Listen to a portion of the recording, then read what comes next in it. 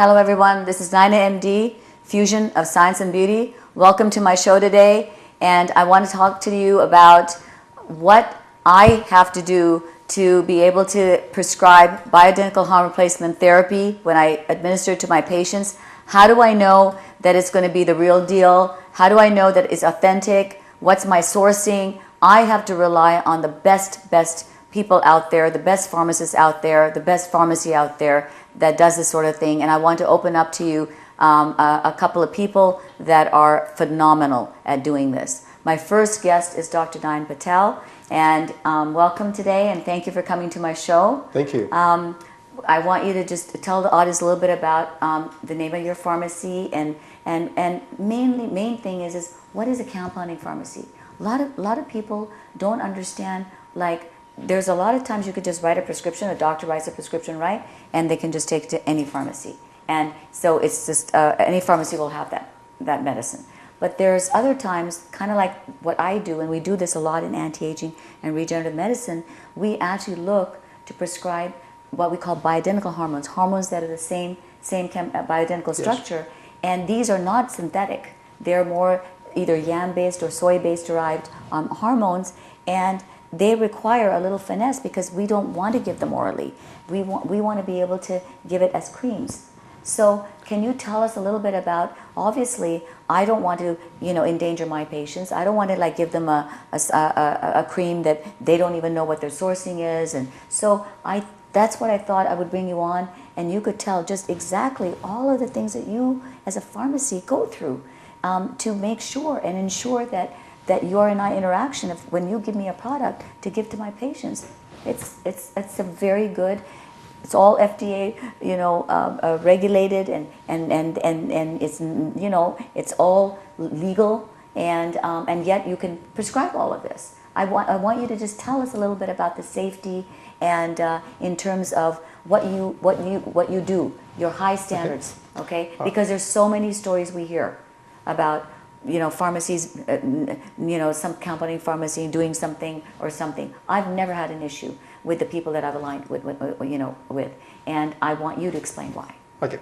So first of all, I'm with Central Drugs Compounding Pharmacy. We have a couple of locations in La Habra and Fullerton. But compounding pharmacy, in a nutshell, used to be a traditional pharmacy where we mix the medication according to the prescriptions that was provided for the patients. So what today has evolved the compounding pharmacy is that it's becoming a specialized field where pharmacists like us have taken the role to go out and get further educated about how to go ahead and make those medications exactly the way the patient wants to take it, as per the prescriptions that you wrote for us. So yes. Today the compounding pharmacy is a lot more sophisticated. They have all the equipments and everything available for them to make proper medications. It's not just those little hoods that you just go in and you mix this, right? There's no the mortar and pestle like the old-fashioned way. Those are not there anymore. I've gone to your pharmacy. It's phenomenal. You've got these huge rooms that are like sterile rooms, right? You watch the particle count. Yes. Yeah, you used to tell me that in certain rooms that require that, you have to watch even the particle count. So we measure the particle count. We have to gown up all employees correctly. We need to check for the temperature, humidity controls for the rooms that we compound the medications in there. The room has to be decontaminated every morning and every evening before we make the products, and after we finish making the products as well. We have to make sure that all the positive procedures are followed by each and every employees.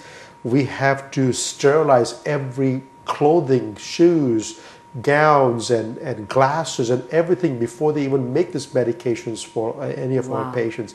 So there's a lot more involved in just making the medication than just taking the two chemicals, mixing together, and giving it to some employee.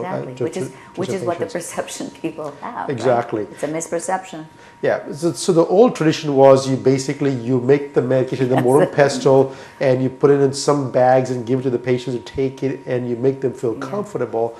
But that has evolved into a full-blown compounding industry where it is still regulated, The state of California has strict regulations on how we prepare the medication. There's a licensing required for us to compound prescriptions in California, which we have the license in good standing for all these years.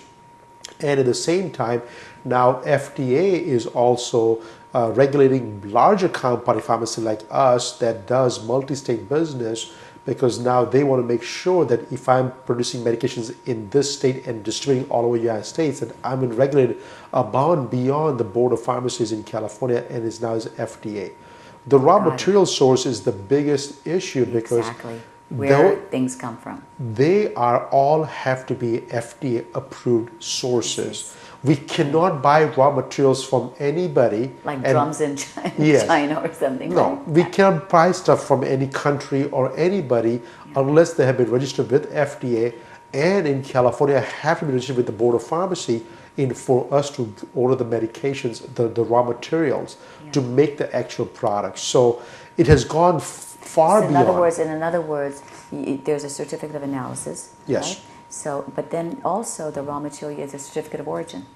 The certificate of origin as well. The certificate of analysis, Can you certificate of tell origin. them a little bit about certificate of origin? Because certificate of analysis just tells you this is what it is, this is the whole composition and so forth.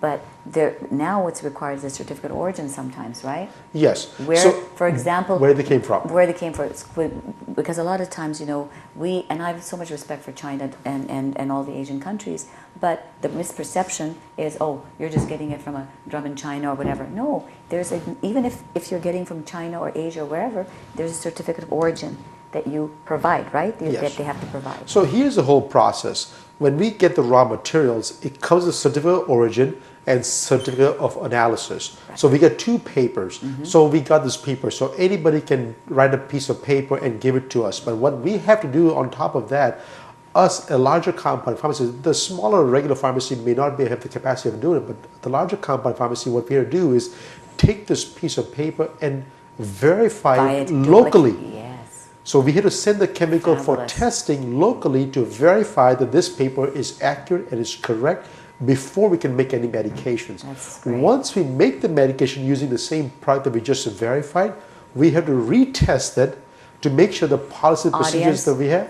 This is really important, because this is what differentiates an amazing compounding pharmacy from just a regular one. Don't just go to your little local compounding pharmacy. This is what differentiates. You retest. We have to retest. Yeah. We have to retest. The law doesn't require to do tests on every batches, but you have to do retest. Yeah. But based on the volume, we have to test each and every batch of medication that we prepare.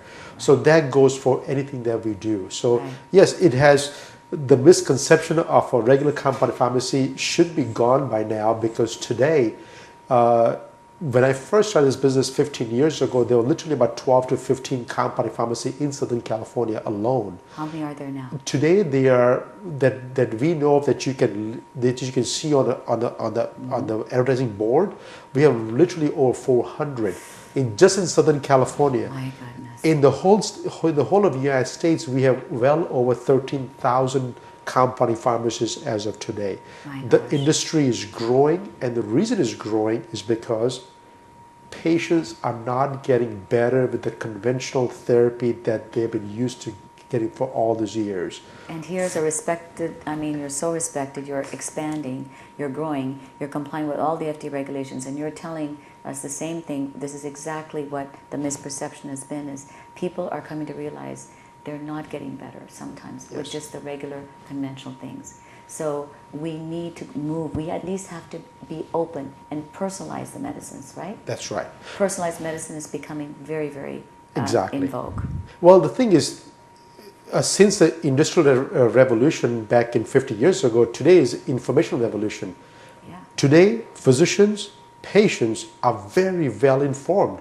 A large part of my business and population is the bioidentical hormone replacement therapy, and again, I also, go and teach this. Is that I do I would say my uniqueness is that I do also low dose. So do no harm. Yes. If I can do low dose, that's right. But if I can bring in nutrigenomics and some of the other lifestyle and diet modifications, then I've created a very safe environment, and I rely on pharmacies like you because you are going to provide me with a good, what I feel is a good, effective product, and something that I cannot get just by writing a prescription for. That's right. Yeah. Yeah. Well, other thing is also you are doing right now is you're already looking at what the future of compounding drugs can help with your patient, because you already started doing parenteral nutrient therapy, which is a whole new ball game right now, because what's happening is today people are eating the food and they're not getting anything out of it. For the nutrients counts, you know, the RDA values have not been tested for what, 50 years? 80 years. 80 years, sorry. Yes, because I said that 20 years ago. I'm sorry, I take that back. That's right.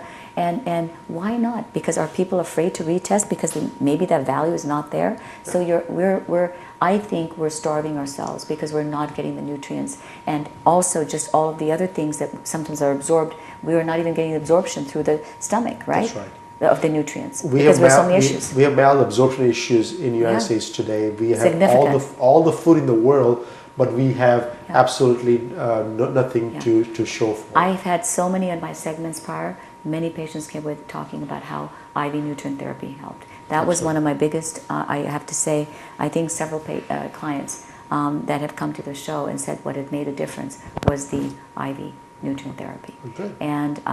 And I think that's so important for me to know that, and each one, by the way, are you guys a little, I always call, by the way, these guys are so patient with me, like I'll call and say, what was the pH of that solution? Because I want to learn about all the time. I'm always asking these questions about what's the pH, how's the isotonic, how's this, how's that, because it's so much in biochemistry involved in all of the IV parental, and you guys provide me. I'm just going to give one example, okay? Let's just say you're giving vitamin C IV, okay? So vitamin C has a tapioca and a non-GMO sourced. Yes. Obviously, I'm going to use a non-GMO source. How many people know that? So this is the kind of interaction that we have, and this is how we are ensuring that our patients get sort of the Cartier, the best of the best. Yes. And I thank you just so much for coming and just being here. And I really, how do they, if the patients do want, for example, to let their doctors know that I want to go to have you compound through this pharmacy, how would they? What's the website? Our website is www.centraldrugsrx.com. Okay. And I know you also have a lot of just amazing stuff just in your pharmacy too. And absolutely, is that, we are wellness. We consider a wellness pharmacy. Wellness pharmacy. So we help patients and physicians get the optimal wellness for themselves or for their patients. And we look forward to you opening up your amazing amazing expansion you're doing. Yeah, yes, it's fabulous. Thank you again. I'm going to have you come back on because the next segment I'd like to talk a little bit more about what goes into actually, other than you've told some of the technique, but just what other things happen with pharmacy. What is the need? What are some of the experiences you've had? So yeah, you're coming back. Absolutely. You're coming back. Thank you everyone. I'm going to come back with another amazing guest, and we'll be right back.